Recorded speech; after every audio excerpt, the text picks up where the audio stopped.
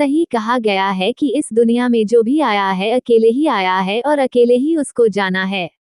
इंसान गरीब अपने कर्मों से होता है। अगर इंसान मेहनत सही तरीका से करे तो वह अपनी गरीबी को बिल्कुल ही मिटा सकता है। लेकिन कुछ लोग हैं जो लड़ते हैं और कुछ लोग हैं कि गरीबी में पूरा जीवन ही बिता देते हैं।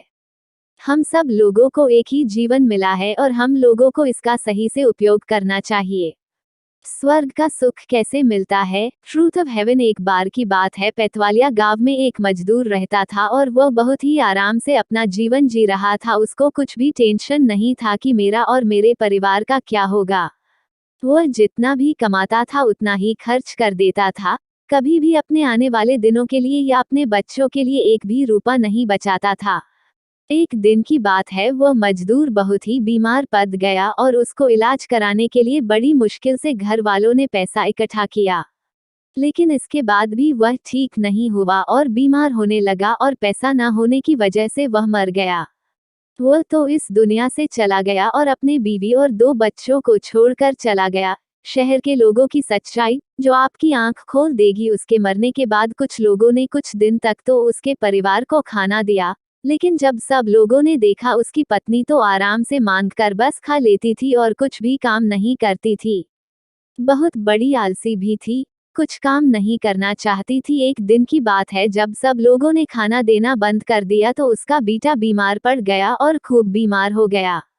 अपने भाई को बीमार देख छोटी बेटी ने कहा, माँ भाई कब मरेगा?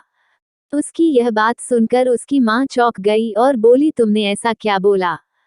फिर लड़की ने बोला, भाई जब मरेगा तो सब लोग हमको फिर से खाना देंगे और हम भूखे भी नहीं रहेंगे।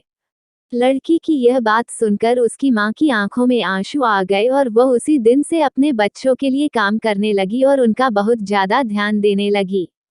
ट्रेन के भिखारी की मोटिवेशनल कहानी। इस कहानी में आपको यही बताया गया है कि अगर वो औरत मेहनत करती और कुछ काम करती तो अपने पति को भी बचा लेती, लेकिन उसने ऐसा नहीं किया।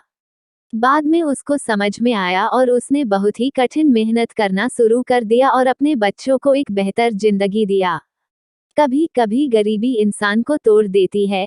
हम सब लोगों को किसी की मुसीबत पर हंसना नहीं चाहिए, बल्कि उसका सहयोग करना चाहिए।